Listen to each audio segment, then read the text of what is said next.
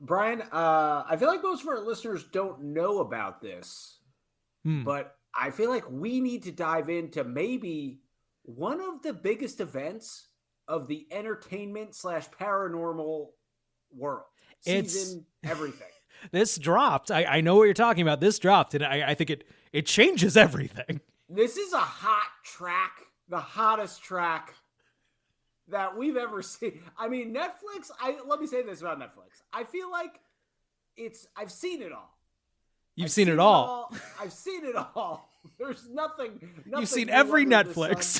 I've seen all the flicks, all the nets. It's just every show. I actually honestly do feel like that. So do you ever like scroll through Netflix and you're like, I can't. Oh, there's nothing here. Yeah. It's all one thing, kind of, and I don't like. It's a whole one show, I guess. But no more, because a vibrant beacon of occult novelty has hit the scene, and it's starring. Can we say starring? Can we? Is a great question.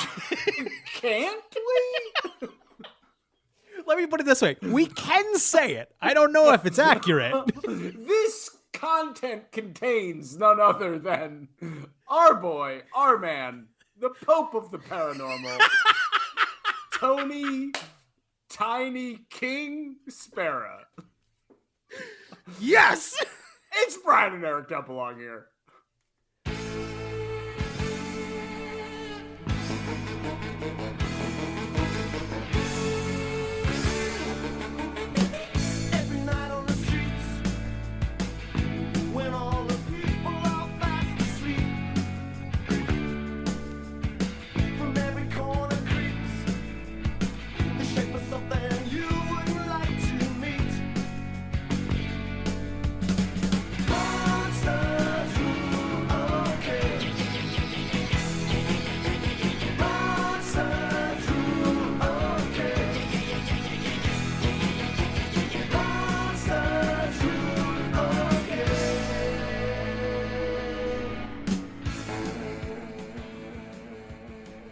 What's up, guys, and welcome to another evening of Brian and Eric Don't Belong Here. I'm Brian. What? And I'm here with my delightful, content-loving co-host, Eric.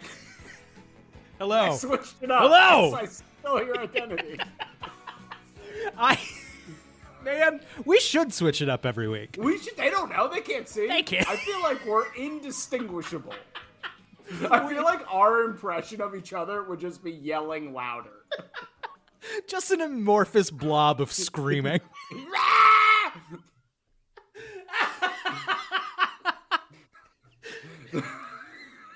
Well, yeah, I think that's it. I think that's pretty. Screamcast, Screampod. Did you ever see that Vine?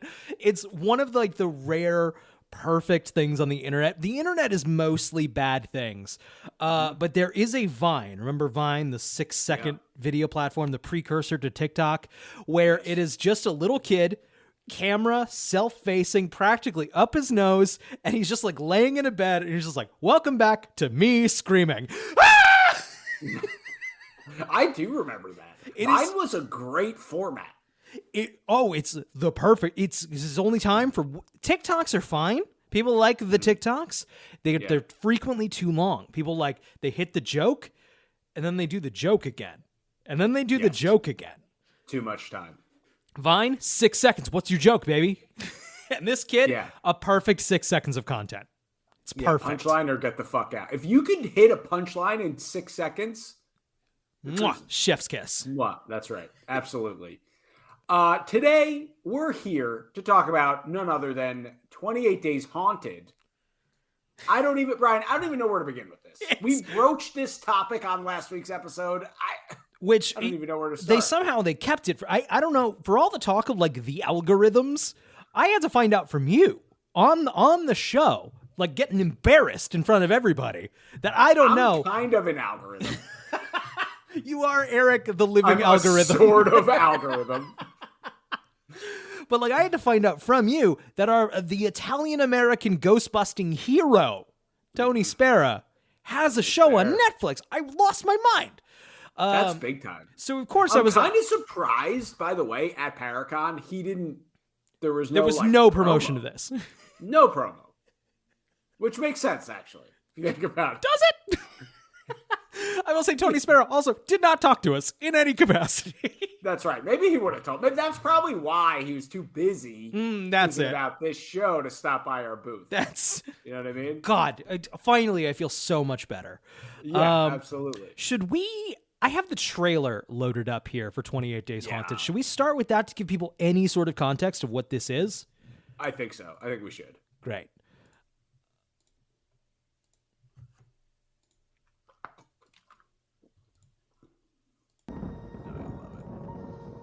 Once we go in here, we're never going to be the same.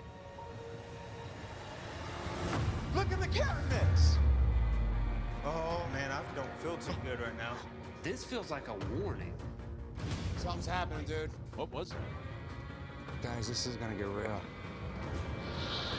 What was that? What was that? Did you hear that? I just saw a full-out shadow.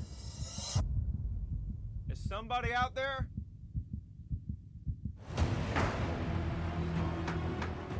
That is moving on its own. This is all intersped with your typical ghost hunting spooky footage. Just saw something come into the room with us. Just flew right here into the middle. It's like all I have to do is just keep putting my brave face on. I'm tapping out. I'm done. You good? I saw her death. This started to get her. You all right? No! Oh my god, this is not a joke. What the hell was that? Jesus. Off of me! Guys! You stay back!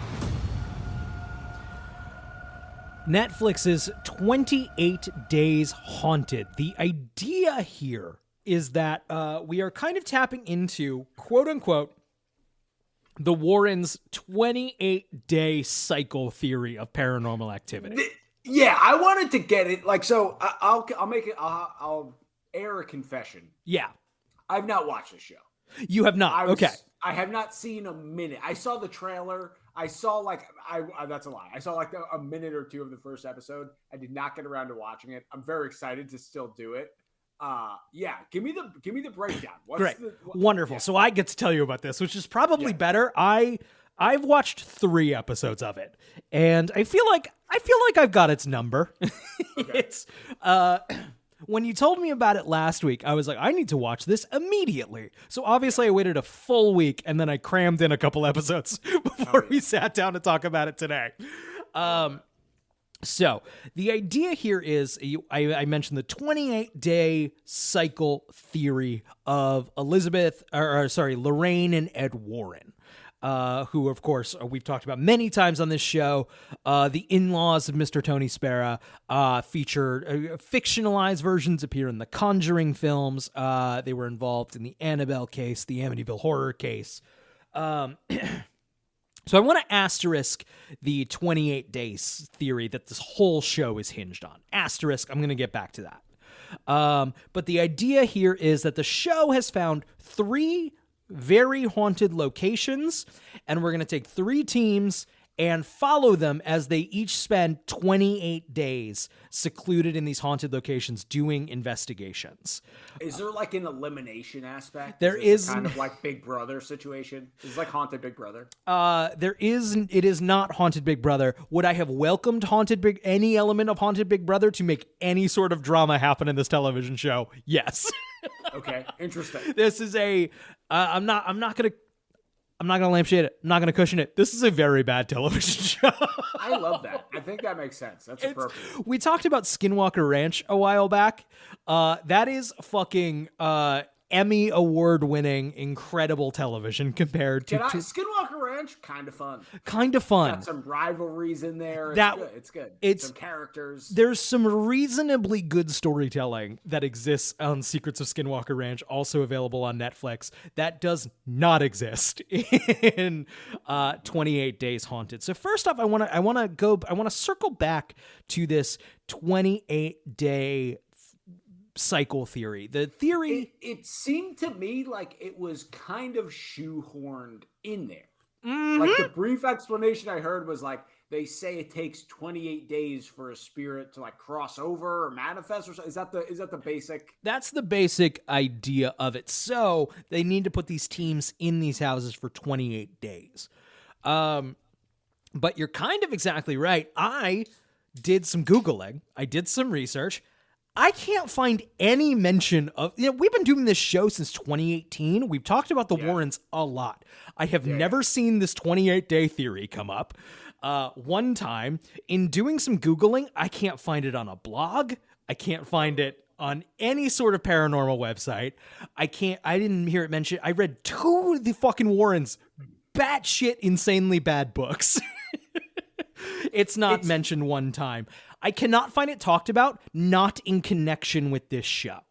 You know what's interesting too? Even if they did talk about it, it doesn't even really make sense.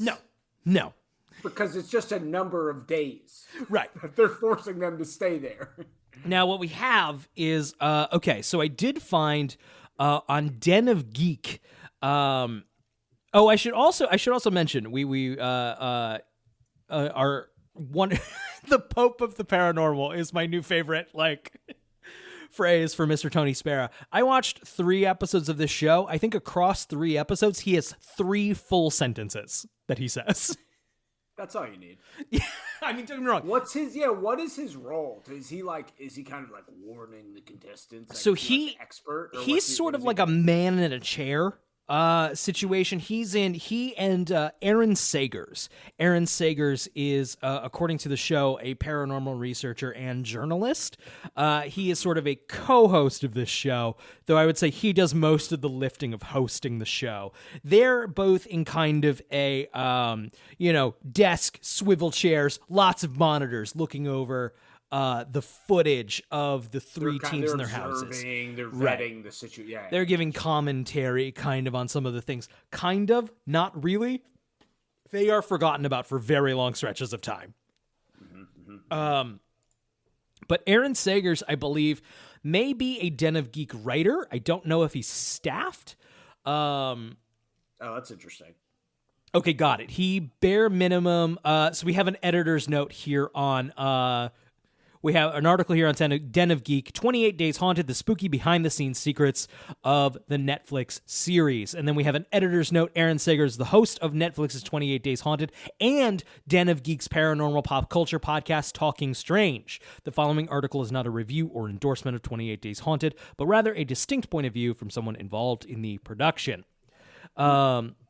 So we got a couple things here, and we'll probably dive into these as I make various points of why this show wasn't very good. But we have here a header that asks, why 28 days? And the blur, once again, reading directly from Den of Geek. This is the number that it is said the Warrens theorized would take to reach full spiritual immersion and peak paranormal activity. Once again, I want to say... I want to really highlight, it is said that the Warrens theorized. There are some words there. That's a lot. Yeah, that's a lot of layering. Yeah. I will say, I do take back my original comment. If they did say that, it does kind of make the premise of the show kind of makes sense. Right. It takes 8 days for stuff to manifest. But okay. Here's the thing, I can't find any evidence they fucking said it. Can I say something that's I think is funny? That despite our best efforts, I think we actually have managed to learn a thing or two about this world in the space of we're like, well, that's ridiculous. According to the source material, the Warrens never claimed the 28. I know more about this than I fucking want to. We're kind of weird experts on this now somehow. That's inaccurate. The Warrens. That's the thing of I was sitting on my couch with my wife watching this show, and I'm like, I've never heard of this, and I have spent a lot of time talking about the Warrens on the internet. Yeah. Right. I may have talked about the Warrens more on the internet than I'm in the upper echelon. I'm in probably the top 5%. For sure. If there's a Jeopardy section on the Warrens, you're cruising right. I think both of us are. I think, honestly, you take the crown. You've dove into the... I think something about their story really grabbed you. It's it's part of like, I think there's a showmanship to it. And it's definitely that they're Connecticut. So I got kind of like a hometown kinship, I think. I think that's a big part of it. They kind of feel like mine. Sure. Okay. So, Aaron Sager goes on here on the Den of Geek article. Perhaps they settled on that number because it was the amount of time the Lutz family lived in the Amityville house. But in addition, and this is, I'm reading here, but in addition to being connected to the zombie movies 28 Days Later and 28 Weeks Later, and that Sandra Bullock movie 28 Days, the number 28 has significance among some beliefs. It pops up in angel numerology, is connected to the Saturn return in astrology, and the sun has a 28-year cycle in Jewish tradition celebrated in the Birkat Hashama blessing. I apologize for definitely butchering that. 28 days is also the average length of the human menstrual cycle and has been connected to the rotation of the sun. It's a lot of like 28 stuff. Once again, none of the, if you search like 28-day cycle of the Warrens, the top 4 Google search results are about this television show before immediately becoming menstrual cycles. Which is maybe the sequel. Maybe they'll get into that in the next. I'm sure.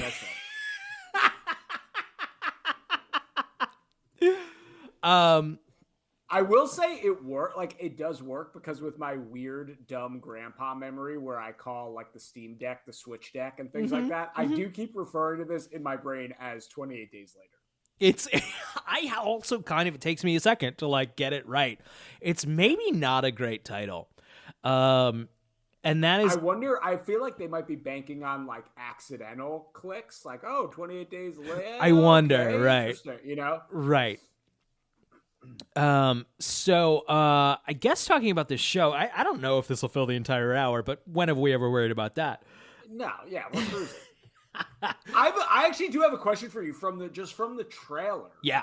It looked like there was a lot of egregious, very overt, like things moving around, like a cabinet opening. Does that happen in the show? Is there stuff in the show that's like obviously staged, or there's just no footage?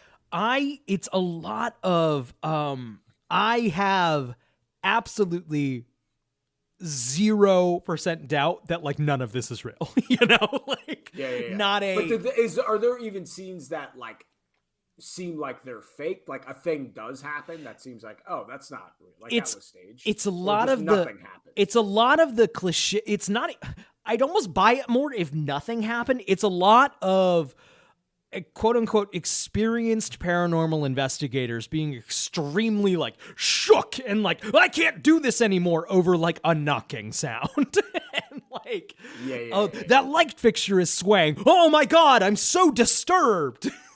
Right. In the trailer, the scene I liked is where the man's like taking off his shirt to like go confront an invisible ghost in front of the wall. It's so ridiculous. And like, I guess the other thing I want to like couch here in like, as I'm about to kind of break down why this show is very silly. I also like, I have a knee-jerk dislike for like having no fun with it, for being like a fun sponge. I am all about like, hey, let's put on a show.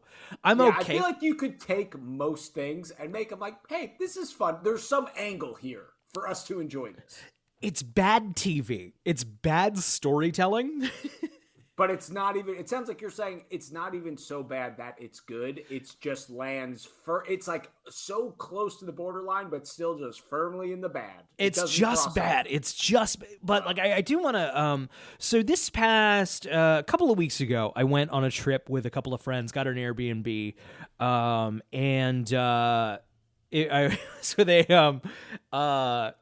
have a friend who I play Dungeons and Dragons with, who we have the exact same birthday.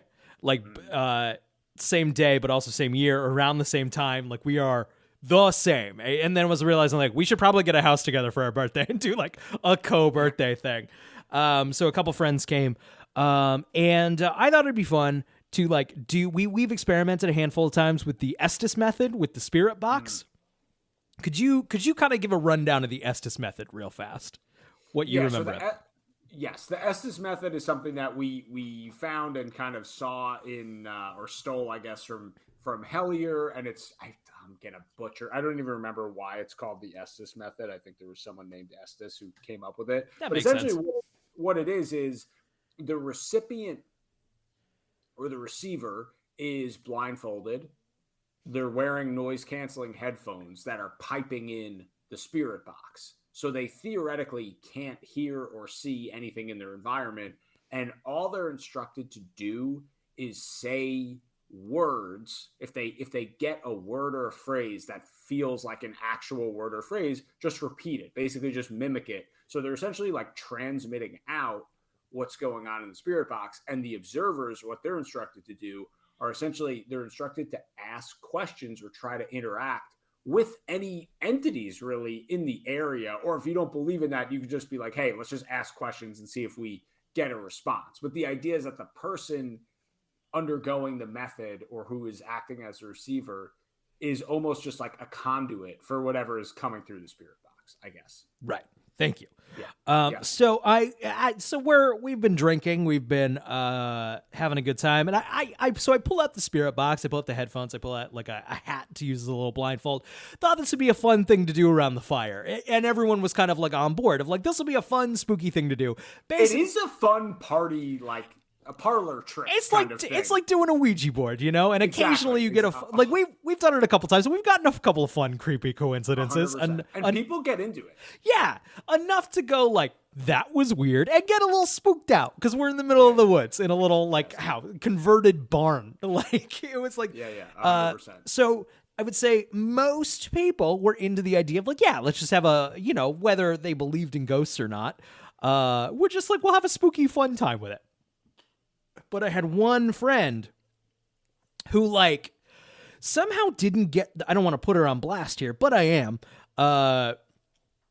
who like couldn't quite grasp the memo that like, no, we're all just kind of having fun with this, Like, you're not smarter than it. It's not, you don't have to. So like she would keep like being like, we're right near radio towers. Of course you're going to get weird interference. And then like theatrically like laughing over everything to like kill the vibe. Like, yeah, it's not good. And so like, and I hate that shit, It's like, we're just going to like sit in a circle and make a fun, spooky thing happen. Yes. It's You're not realizing it's dumb. We're all just okay with the fact that it's a little dumb and silly. Right. So I want to specify, like, I don't want to do that for this show.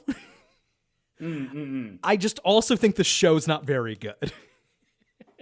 Yeah, why? So that's what I'm interested in. That why is it just boring? Like you were sort of saying before, it's just like just kind of nothing happens. So the story. So first off, the storytelling's really bad. It's 3 teams who go to 3 different locations. And they're all kind of the same looking breed of doughy white person, kind of rednecky. Sure. They all kind of look the same. So it's hard to kind of tell the different stories apart. They're trying to shovel you information of like the different. That is funny. Even from the trailer, I know it's like everybody's kind of got the same body type, which is probably honestly just a casting issue when you're going after professional ghost hunters. Right. Right. There's a type of person who's maybe extremely into this, and they look a certain way. Yeah, they tend to be huskier. I don't know why. It helps with defense against spirits. There you go. So so there's that. So it's hard to kind of tell the stories apart.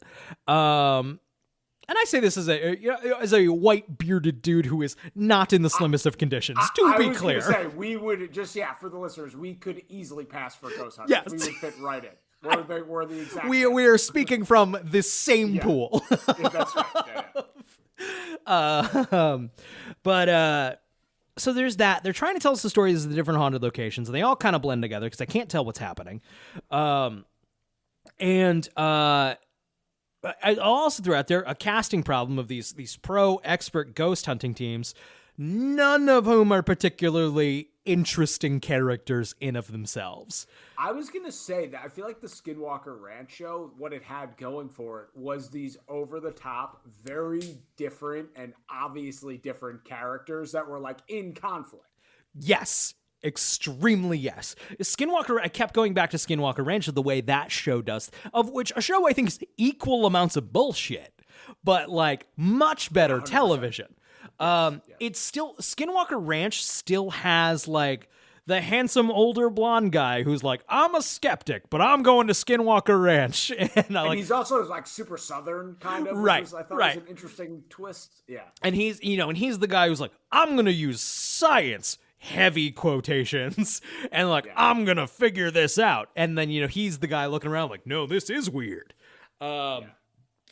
It's everyone on this show. There's also no diversity in like belief. There is no one just fully in. Right? There is no one who doesn't take this super extremely straight face seriously. It was kind of like I don't know if I'm just gonna go for it here. It was a lot like people we met at Paracon who are just like straight down the barrel. Like, I'm a medium. I talk to ghosts. Yeah. This is very real to me. There is, I've mentioned before, but I think my preferred version of ghost story is kind of like where our good friend Dewey Morrison comes on the show and is just like, hey, a lot of weird shit's happening to me. I don't know what it is, but it's been strange. Yeah, that's kind of where I'm at. It's like, I like just you can lean into the idea of like, maybe there's sort of a romance and a mystery to life, and there's some unexplained stuff that definitely happens. I don't know. Right. Not sure. Right. Yeah. But like, it's a lot of, I'm a medium. I talk to ghosts. I know their whole deal. Yeah. There's a next step where you build an entire personality around it, which I feel like is where you might get into a little bit of trouble. There is someone who claims to be on 28 Days Haunted, someone who claims to be a demonologist. And what I've learned at Paracon is in order to be a demonologist, all you have to do is put demonologist on your business card. Just say, I am a demonologist. Eric, the only thing that's stopping us is just putting demonologist in this podcast description. I don't know why we haven't done it already. And then no Tony Spera. Just no Tony Spera. Don't get me wrong, when he's there, it's very potent. But he's like a truffle oil, you just need a couple of dabs. Can't overpower the dish. It's a lot of Tony, a lot is an exaggeration. It's a couple shots of Tony like leaning over a desk and going like, "This is very serious." Yeah, he's just a little seasoning you sprinkle on there. It's I'm trying to think of like what else is worth talking about that isn't just me going, "Bad show." So I think that I love that. So it's just basically everybody's kind of the same. Mm-hmm. Nothing really happens. So far, at least, I'm 3, like I said, I watched 3 of the 6 episodes. It's a lot of like, halfway. What's that? You're halfway. Right. It's a lot of like a random banging. They do on the show do the Estes method. We don't hear they don't, if they recorded it, they do not play a lot of what the person is hearing. So we only hear their. Now, our experience with the Spirit Box, I should say, because we've done it, we've had fun. We did it at my parents' house with my mom. We have a recording of it. We'll find an excuse to put that up at some point. I'll be having a kid soon, and we'll have to fill a couple of weeks, so we'll probably throw that one up. We have hundreds of hours of recording. That's what we should do. If you go on paternity leave, right, which in the show we have actually a 2-year paternity leave. Crazy. Right. Yeah. We can just release sequential unedited hours. Oh, there we go. That's the move. You know what I mean? I don't even know. We don't even know what's on them. It's a real roulette. We just release them. There we go. But our experience with this, especially like going under, when you've got the headphones on and the headband, so you're hearing a lot of like static, and it's cutting through radio stations. So what you're hearing is, and when you're getting words, it's like what, in theory, the spirit has chosen to stop on to communicate with you. Right. So you get a lot of fun, cryptic, coincidental things. And I don't know about you when you went under. you're kind of under the spell of the thing, and you're kind of picking out, like, you kind of get like, haha, that does sound spooky. That's going to freak them out. Like, and at least for me, when we did it at your parents' house, we did it like we were in the backyard in the dark. There is an element of like, you feel a little scared. I felt a little spooked doing it. Like you're literally blindfolded in a dark place. I mean, depending on where you do it, like there's a vulnerability to it. I did genuinely stop it a couple times in succession, which was freaky. It's weird. But it's a lot of like broad cryptic stuff. When they do the Estes method on the show, it's a lot of like pointed story beats through the like monologues. For lack of a better word.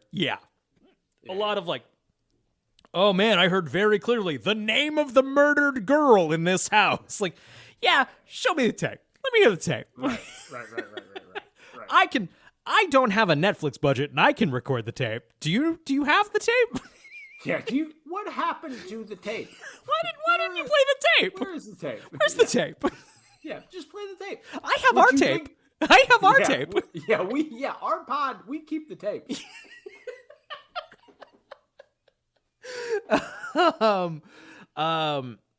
I do laugh about in regards to the Estes method. I think sometimes it comes up as it's the more scientific one,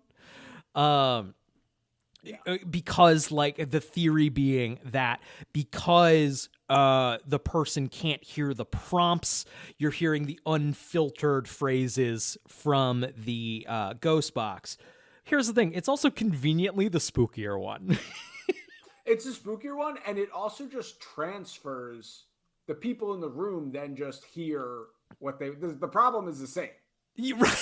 Right. The people listening still just hear what they want to hear. It does one level away.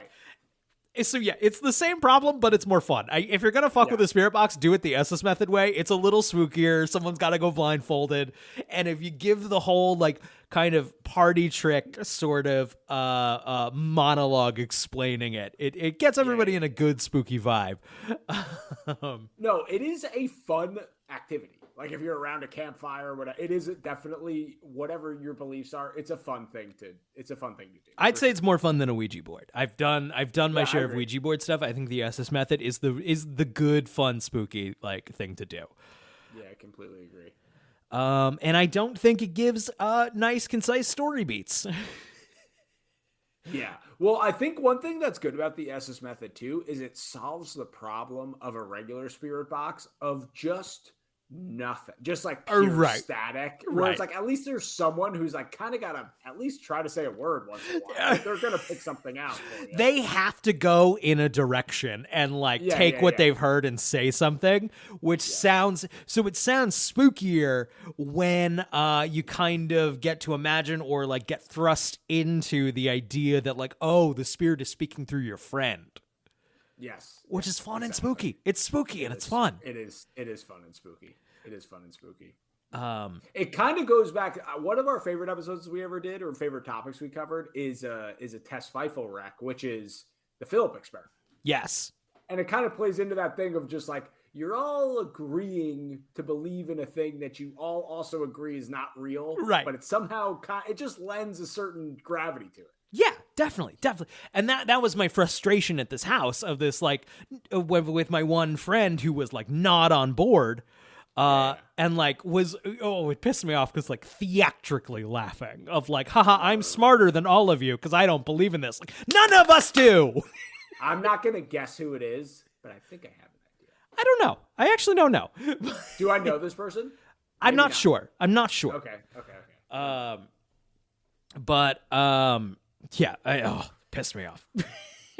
That's really funny. Yeah, it is like, it's like, hey, we are pretending. Right. It's just we're pretending. This is not real. No, yeah, congrats. Yeah, exactly. Oh my God.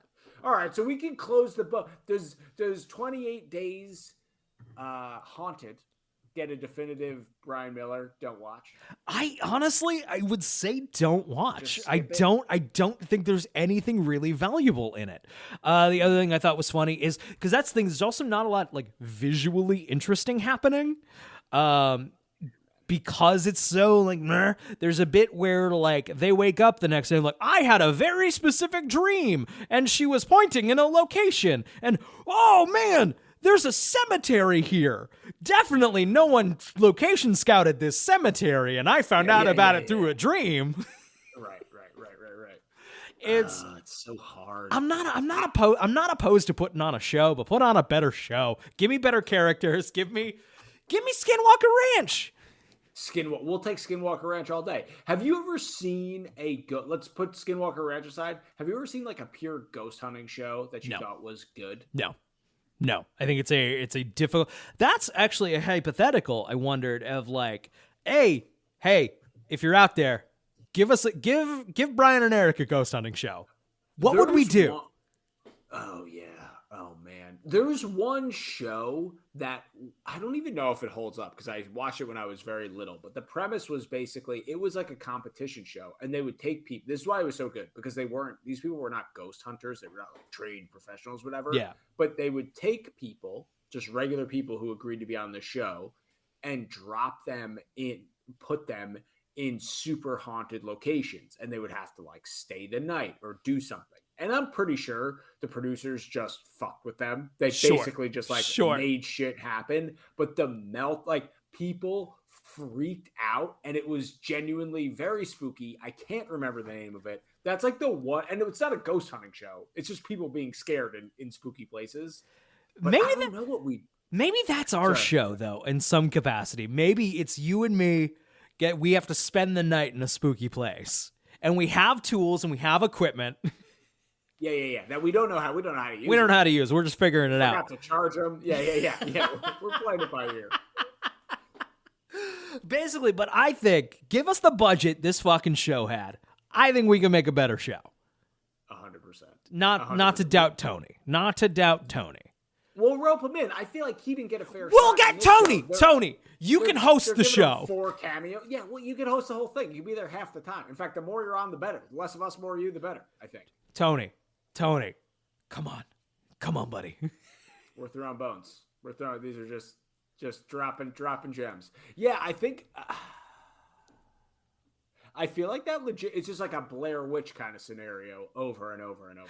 Yeah, that's true. You know, which is great. I think that doesn't get old. And then you could like talk to an expert or something after. Yeah, there you go. How cursed are we? There you go. We get the story of the place. We learn about it. We do our research. We go. We spend the night in the place. We do our stuff, and then we have to assess: do we think this place is haunted or not? Right. We become the deciders. That's it. Eric, brilliant, $1 million idea. Talk to me. Okay. You know what's great for businesses? When they say their place is haunted. 100%. You know, hotels, they love having a little haunted. Are we like the certifying body? We are. You're certified haunted. We'll get the story. We'll talk to the locals. We'll get the interviews, and then we spend the night in the place. And then it's like we'll spend it in the dark. We'll be super spooked out. We'll have our tools, and then we'll get to give the certified Brian and Eric think this place is fucking haunted. That's right. Yeah, we certified it. It's like kitchen nightmares, but for ghosts. The Frighteners. Yeah. Someone pick our show up. That's so funny. We should have a dedicated shaman or something to just give to update the curseometer. Yeah. Indicate how truly cursed. How fucked are we? There's super fucked.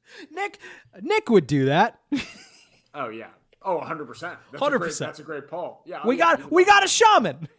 Yeah, we do have a shaman. Fuck, dude. Give us a show. One of our pittance of listeners, clearly a Netflix producer. Yeah, well, someone in there out of 50 people. What are the odds that they're What are the odds? Hit us up in the YouTube comments if you have a bunch of Netflix money you want to give us. Yeah, just hit us up. Sammy K-Bop, we know you're out there. Sammy K-Bop, what kind of Netflix money you got? Yeah. Oh man. Oh, what else is going on in the world of the paranormal and the strange? We talked about this offline. This is so far afield of our pod, but I guess we're just doing TV Rex and not Rex tonight. We talked about Cabinet of Curiosities a little bit. it's horror. It works out. It's the E. Brunner stamp of watch that thing. Hell yeah. This is like, it's like an anthology series hosted by like different horror directors, but like there's kind of a Guillermo del Toro. Like, yeah, I guess he's the Crypt Keeper. That's exactly right. It's kind of like what was that Alfred Hitchcock series that came out back in the day? But basically, Guillermo del Toro like is the host, and sets up, cues up each different show, and they're all unrelated, but there's maybe some through lines in them. But they're great. It's phenomenal. It's very fun. And it's not even like crazy jump scares or anything. It's just a cool, slow burn. A lot of it. Yeah, hell yeah. It reminds me of a while back there was Masters of Horror, which I think John Carpenter was heavily involved in, and it was just horror directors making hour-long like horror shorts. Oh, I don't even think I ever saw that. Masters of Horror, yes, it's great. Cabinet of Curiosities, I'm wondering who directed some of them. Vincenzo Natali, who did Splice and Cube, which is two... Oh, Cube is great. Cube's one of my favorite movies of all time.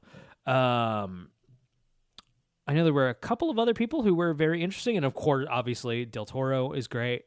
Have you ever watched a Creep Show on Shudder? Dude, I love Creep Show. Hell yeah. I love Creep Show. Also, like more anthology shows, I think is a good idea. Just like, hey man, here's an hour of fucking television. It's all gonna be wrapped up after 45 minutes to an hour. More. Yeah, that's all we need. You know what I found during Halloween specifically, and that kind of whole weekend? I was like, I missed just cable TV. Definitely. I missed turning on a channel and being like, oh, there's just a lineup of scary movies. Yep. And there's, for whatever reason, and there's commercials. And I know other people are also, like, it makes you feel plugged into a bigger thing instead of just like, I, an atomized individual, am choosing to watch. It's like, no, this is scary movie time. Right. The TV has scary movies on it because it's scary movie time. I have felt the same thing recently. Can I tell you two things that have helped salve that and make me feel connected to those things again? Talk to me. Let's see. First is the streaming service Shudder that I just talked about, where Creepshow is on. Shudder's great. Shudder is great. When you load up that app, they have 3 linear channels. So like when the app loads up, a movie's already halfway through. Oh, I love it. So like you can just I do that frequently. I love to watch movies in the background. I especially love to watch like shitty horror movies in the background when I'm like cleaning the house or whatever. Just stuff that I can walk by and go, huh, that's fucked up, and then keep working. Sure. Shudder is literally perfect for that. 3 linear channels, so you can still flip between them and find the one you want, but like you don't have to flip through the catalog. A movie's fucking playing. That's great. Which is great. The other one for free is Pluto.tv, which you've maybe seen ads for this around. It is a totally free streaming service that is it's basically free cable-like. It's all linear channels, including like movie channels, including like 3 horror movie channels. You don't even need an account. You can just download the app, or you can just put Pluto.tv into your browser. Boom, shit starts up, and it's just a running linear feed. And that's amazing. It's great. It is great. I swear they are not paying us because we are very small. I just like it, and they have 3 horror movie channels. Check that out. Pluto's the best. Pluto is the actual best. Is it kind of like a Tubi, but just like linear streaming? It is exactly like Tubi, but just linear streaming.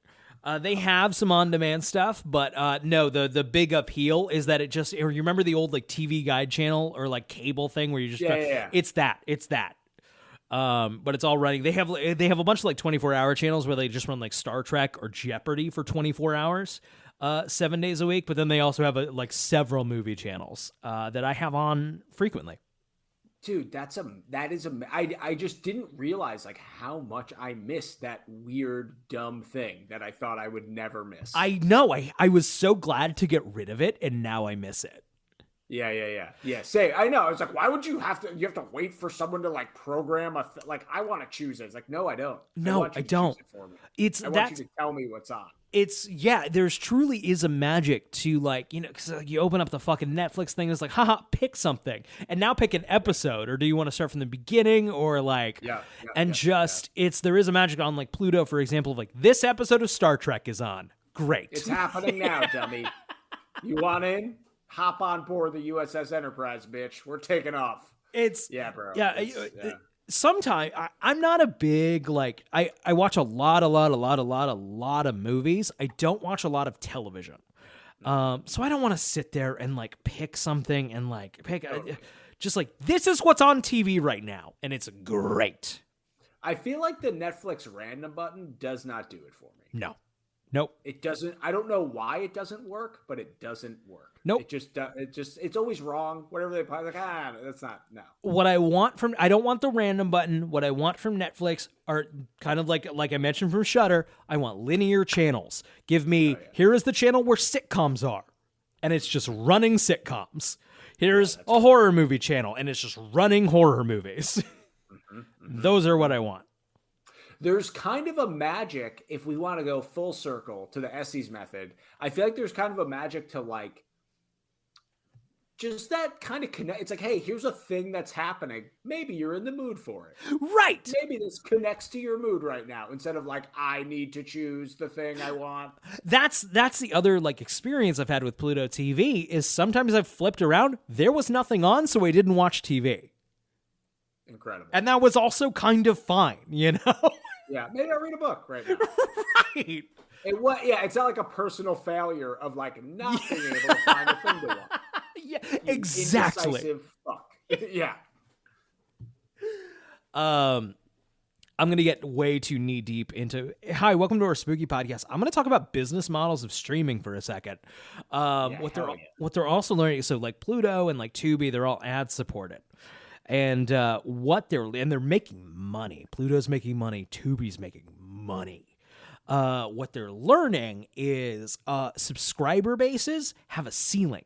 Eventually, you famously, Netflix is having a lot of trouble right now. And that's because eventually everyone kind of has Netflix, right? And so you can't have the growth model that the people with the money want to see. With ads, you're getting more people in. When like ad buyers are the customers, that doesn't have a ceiling.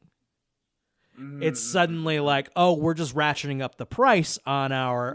more people are competing for the interesting. Right. Which, so I'm not here like saying like ads are great. Yeah, I was going to say, are ads good again? But maybe?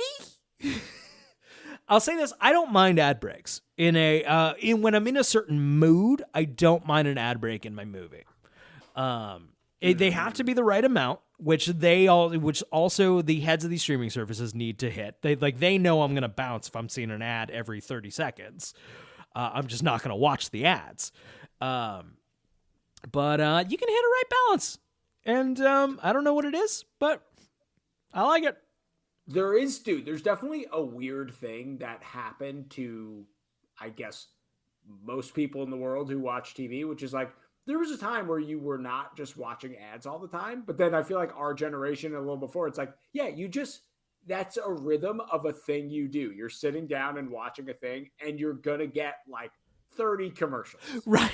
And that's just like in our brainstem somewhere of like, I think I should be receiving some advertisements now, please.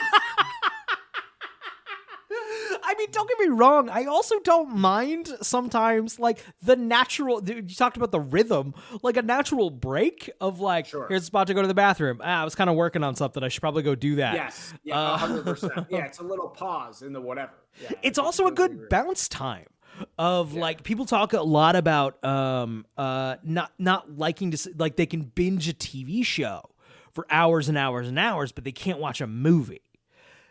TV shows often have these 40-minute, half-hour breaks that you can bounce out of. Those commercials often offer the same thing. Of like, I remember distinctly back in the day watching TV and like flipping between channels depending on what had a commercial play. Yep. And watching many things at the same time. Yep. 100%. I do that all the time on Pluto.tv, who, once again, I cannot stress enough, does not sponsor us. But man, if they wanted to. We would, yeah, absolutely. Dude, I'm so excited to do that again. Yeah. It's been 20 years. What else is good in the spooky, guess we can kind of, did you see Barbarian yet? No, is it great? It's good. It's good. Okay.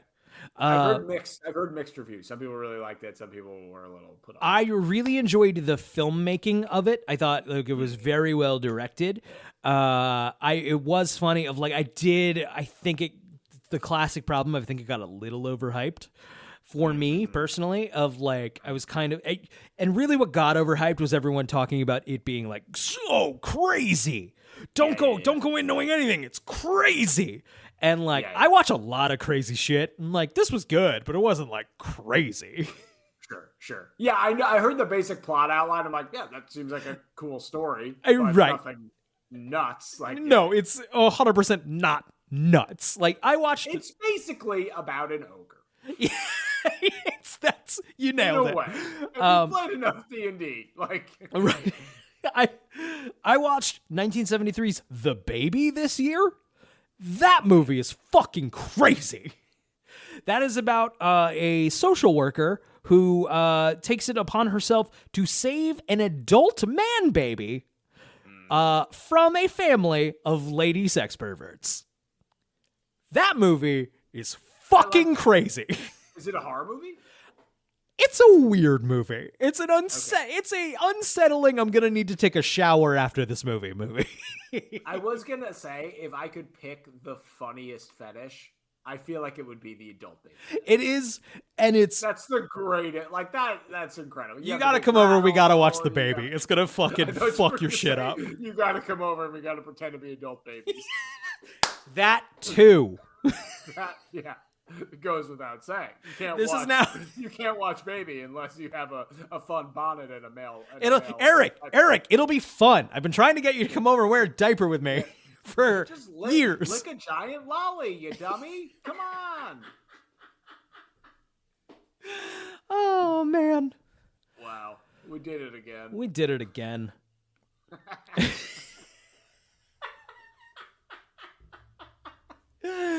Oh man, Eric, have we hit a wall here? Have we at the end? We're at about time.